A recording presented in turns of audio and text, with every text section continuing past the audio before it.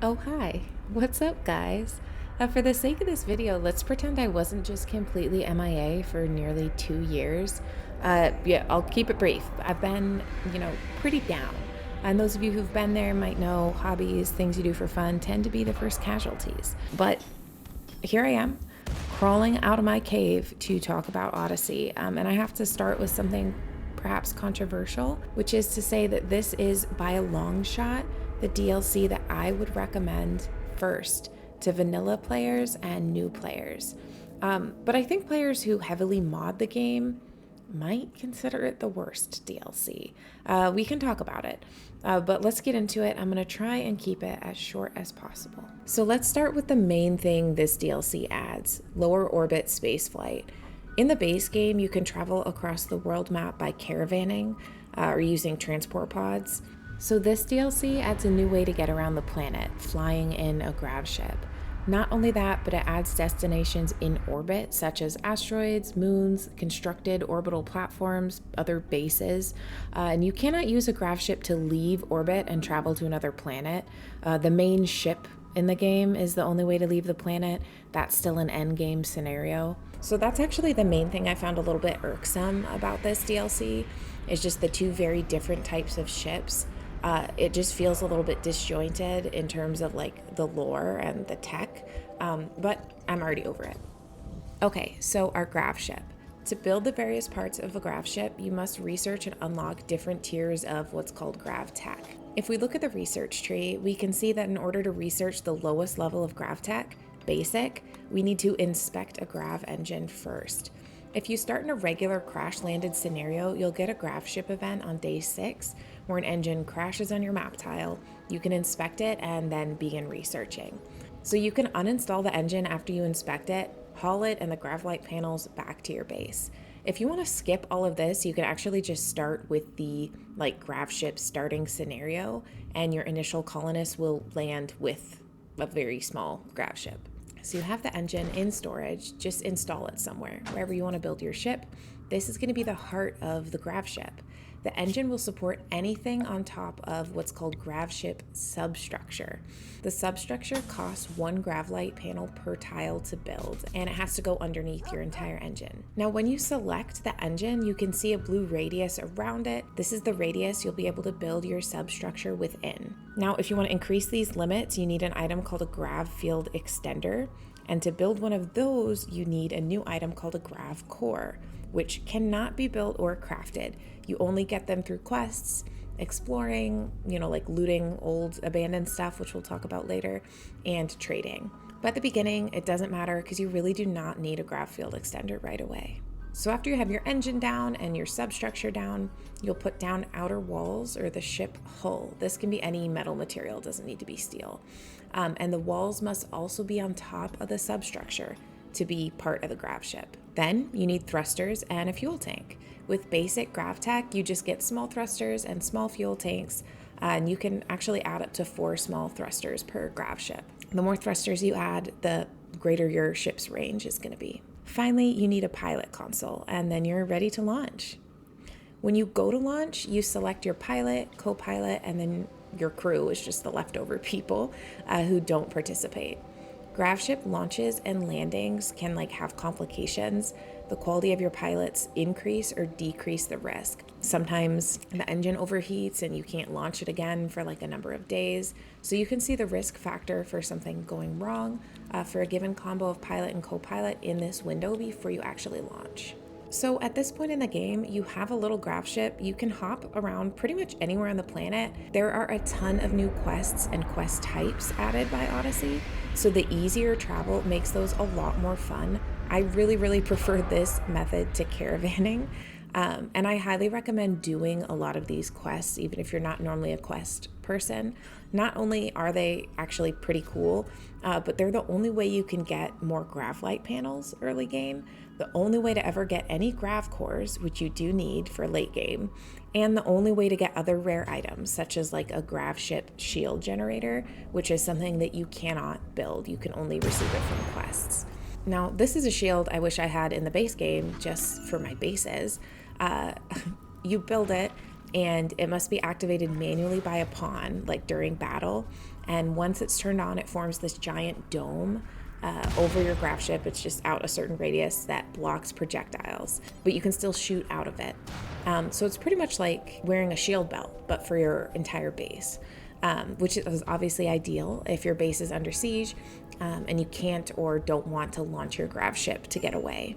Now the downside is once you turn it on, it only works for a set amount of time. And then there's a 4-hour cooldown, so you really need to be strategic about when you turn this shield on. Anyway, all that to say, I highly recommend the quests, not just for the rewards, they're just really cool in this DLC. I'm especially into the ancient underground stockpiles that your pawns have to hack their way into. Now, here's an important note. I've seen a lot of speculation floating around on like Reddit and the Steam comments about what happens to your map tile when you launch a grav ship. When you launch your grav ship, it destroys the map tile you launch from, and everything and everyone left on it. You cannot return to this tile. I tried to return to a tile I launched from like 32 days later, and I could not. The tile was marked as occupied, I presume by this like devastating blast zone that the tile icon has taken on. So if you're gonna launch your grav ship, say goodbye to that tile. The exception to this is if you install a grav anchor on a tile. This allows you to come and go from that tile without destroying it. So you could have like your main home base where you kept your grav ship, and you could like go back and forth from the home base to other sites. The grav anchor is a piece of tech unlocked by the next level of grav tech research.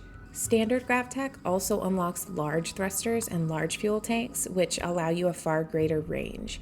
However, to build large thrusters, we need a new resource called vac-stone. Vac-stone is a material mined from moons and asteroids in orbit, so you'll have to pop up and check one out sooner rather than later. So when choosing our launch destination, we can zoom out to view objects in orbit, not just on the planet's surface. But you need 5 more things before you should launch out of the atmosphere. A vac barrier to serve as, it's basically an airlock, an oxygen pump on the interior of your grav ship, an onboard power source to keep those 2 things powered up, a source of heat because space is cold, and a vac suit and helmet for any pawns who intend to leave the grav ship at all. I actually think you can also use marine armor for this based on the item stats, but I have not tested it. So to unlock vac barriers, oxygen pumps, and vac suits, you have to research orbital tech. And as for power source and heat, I like to put down some solar panels, batteries, and just a regular heater. But I mean, you could put any type of power source in there. Well, probably not a wind turbine. But anyway, you have those things, you're good to land on something in orbit. They're man-made or, pawn-made or mech-made orbital platforms and bases. Some are abandoned, some are very much not abandoned. Moons, asteroids, and everything has different resources, potential obstacles, hidden enemies. They're really fun to explore. And I also think the view looking down at the planet is beautiful. I've been actually rewatching DS9 for the umpteenth time just these past couple weeks. We're on season 2. Maybe that's why I'm so partial to this view right now. I feel like I'm on DS9 looking down at Bajor. Okay, so anyway, if we look at the other types of objects in orbit that we can land on, some say that they require a signal jammer to approach due to heavy defenses. Now, to build a signal jammer, you have to research advanced grav tech, which is the highest level of grav tech, and it's a relatively late game because fabrication is a research prereq. Once you have it researched, though, you'll just need to have a grav core on hand to build it, which presumably you'll have a lot of by then, because you'll have done a lot of quests by the time you get to that point in the research tree. Advanced grav tech also unlocks the grav core power cell, which finally liberates you from needing to fill your ship with wood-fired generators. This is a power source that just passively generates 1200 watts just sitting there on your ship. There's no consumables, no refueling. Pretty nice. With advanced grav tech, you'll also finally be able to fabricate your own grav light panels from vac-stone blocks, so you no longer need to collect them from quests. Finally, it allows you to fabricate a brain implant called Pilot's Assistant, which will increase the piloting skill of whoever it's installed in, and thus increase the success of their launches and landings. So ultimately, the potential for creativity here is sizable. You can make a cozy ship with wood floors, sofas, a campfire inside, dangerous as, though that may be, or some sort of huge Galaxy-class ship to house your 50 pawns and individual crew quarters, though I haven't gotten there yet. Now, of course, those of you who love the Save Our Ship mods might have a lot to say about how this DLC does shipbuilding, but personally, I think that Ludan did a great job of keeping it pretty simple and true to base game mechanics. It doesn't feel like I'm playing a different game. You know, it's not like we're playing Oxygen Not Included, where I've got a billion different things I have to do to keep my pawns alive. It's straightforward and it's achievable, but it does require you to and kind of force you to advance later into the game. As a final note on the spaceflight stuff, you can actually now construct your own small shuttle as well. It functions like a transport pod, just with more capacity, pretty much exactly like the shuttles from the Royalty DLC that would sometimes get sent to you, like to drop people off. It has a limited range, and unlike the grav ship, the shuttle functions as a caravan. To build it, you have to research shuttle, which is right after transport pod in the research tree, and you also need a shuttle engine on hand, which is not craftable. You only get that through trading or quests. Okay, so that was the spaceflight stuff, but Odyssey also adds some other odds and ends that are 1000% worth mentioning. Namely, we have 5 new biomes: glow forest, scarlands, grasslands, glacial plains, and lava fields. These are obviously reminiscent of some modded biomes we've seen before, such as the mycotic jungle from alpha biomes. It's looking quite similar to the glow forest. But these 5 biomes naturally feel a lot more vanilla than those modded biomes. So in the glow forest, your pawns might start hallucinating from breathing in spores of certain mushrooms when they're nearby. Good luck growing anything in the pitch black air thanks to these geothermal vents spewing out clouds of sulfur. You can stand directly in the smoke column, okay, and have no effect though. I feel like I'd like to see some toxic buildup, but there's pretty animals though. Now the Scarlands biome is a lot like Rim Cities, the Rim Cities mod actually, which also those of you who've been around the channel know that I'm a big fan of that mod. The Scarlands tiles all have extensive abandoned buildings on them, and there's enemies inside the undiscovered areas in the closed off rooms. However, there are not super high value items all over, unlike with Rim Cities, so your wealth isn't artificially inflated by landing here. Your pawns will get toxic buildup though from walking through water in this biome. Then we have grasslands. This is my new fave. I think it's just so pretty, but there's not much to say about it otherwise. Then there's the glacial plains, also very pretty. We have mastodons, great addition. A few other animals added as well. Moose, this giant wolf. I'm partial to this biome. Finally, there's the lava fields. Honestly, I'm unimpressed with the look. It's basically just temperate with like random abrupt pools of lava. And I do not like that my pawns cannot walk through the lava and get burned. I feel like they should get burned or like die from standing on a tile touching the lava. But there are some adverse weather environmental events that can happen in this biome, so be warned. Moving away from biomes, this DLC adds something that, let's be honest, should be base game: fishing. All you have to do is research fishing, which is low level, and then that unlocks a new zone type called a fishing zone. Set it up, and then the pawns assigned to hunt will fish there. If you hover your cursor over a body of water, the bottom left will show you this species of fish there, and I assume the population, or like the stock, okay? And I assume the idea here is that you should not fish it down to 0 in order for, the count to continue rising. I tested this out on a coastal tile, like by the ocean. I thought maybe it would be infinity fish. No, it's not. So don't overfish your coastal tiles either. Your pawns might also occasionally catch like an item while fishing. This DLC also adds heavy bridges, which is another thing that I would love to see in the base game. Without the DLC, you can build like a regular bridge to cross a body of water. But now you can build a heavy bridge that you could build structures on top of. So you could build like a giant dock going out into the ocean and then put your base on top of that. Okay, so this is the most impactful thing to me personally, and that is new map features. So those of you who have been with my channel for a while may remember that the mod Geological Landforms is my favorite RimWorld mod of all time. And this DLC essentially adds that to the game. So when selecting a tile to land on, look for the landmark and features descriptors in the terrain tab to see if the tile contains anything of note. There are peninsulas, lakes, atolls, valleys, chains of islands, and a ton more.